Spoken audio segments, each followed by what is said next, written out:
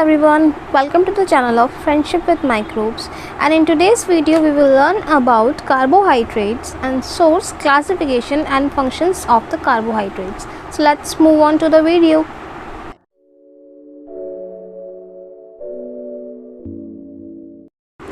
Carbohydrates is one of the most important organic molecules that present in the body of living organisms. They are composed of elements like carbon, hydrogen and oxygen.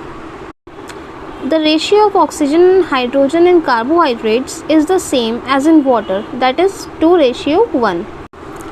Carbohydrates living organism की body में मिलने वाले एक important molecule है. Water और hydrogen के combination को हम कार्बोहाइड्रेट कह सकते हैं. कार्बोहाइड्रेट ऑर्गेनिक मॉलिक्यूल्स हैं जो कार्बन, हाइड्रोजन और ऑक्सीजन से मिलकर बने होते हैं. कार्बोहाइड्रेट्स को शुगर भी कहा जा सकता है. शुगर हम इसलिए कहते हैं क्योंकि कार्बोहाइड्रेट का टेस्ट स्वीट होता है. Functional group of carbohydrates, they can be aldehydes and ketones. C double bond O जिसे कार्बोनाइल ग्रुप कहते हैं, इसकी एक साइड पे अगर हाइड्रोजन प्रेजेंट होता है तो इस फंक्शनल ग्रुप को हम एल्डिहाइड फंक्शनल ग्रुप कहते हैं. वहीं C double bond O means carbonyl group के बोथ साइड अगर कार्बन अटैच्ड है, कार्बन प्रेजेंट है बोथ साइड पे, तो इस फंक्शनल ग्रुप को हम कीटोन्स फंक्शनल ग्रुप कहेंगे. Now move on to the sources of carbohydrates. Number 1, simple sugar are found in the form of fructose in many fruits. Secondly, galactose. Galactose and lactose is present in all dairy products, and maltose is present in beer, potatoes, processed cheese, etc. Classification of carbohydrates. The carbohydrates are further classified into simple and complex, which is mainly based on their chemical structures and degrees of polymerization.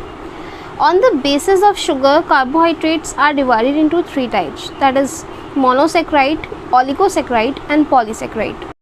Monosaccharides, mono means one and saccharide means sugar. Monosaccharides carbohydrates are those carbohydrates which cannot be further hydrolyzed or breaking down into simpler form. They are also called simple sugar. Monosaccharides ऐसे type के carbohydrates होते हैं जो कि आगे broken down नहीं हो सकते. मोनोसेक्राइड्स को कार्बोहाइड्रेट्स का मोनोमर्स भी कहा जाता है. मीन्स कार्बोहाइड्रेट्स इन्हीं से मिलकर बने होते हैं. And glucose, fructose, galactose and ribose are the example of monosaccharides. There are two structure formulas of monosaccharide. First one is glucose and second one is fructose. Glucose में देखिए first carbon C double bond O, इसका मतलब this is a carbonyl group.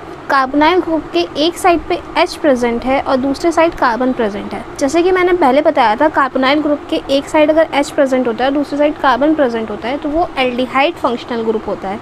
Fructose में second carbon C double bond O, carbonyl group के both side carbon present है. इसका मतलब हुआ this is a ketone functional group.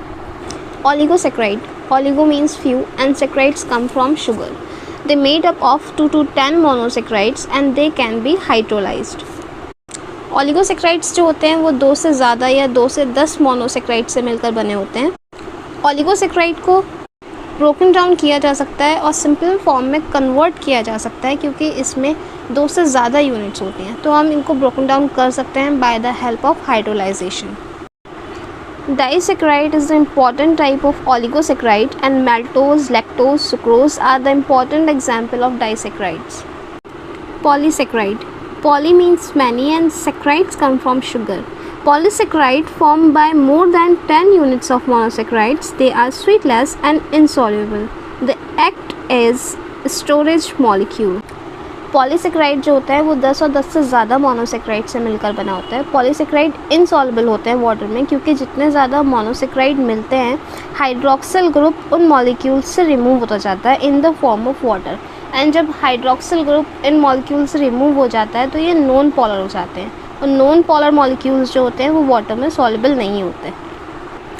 Okay, so that's it for today. Hope you like the video. Please like, comment, share and subscribe to the channel. Bye bye.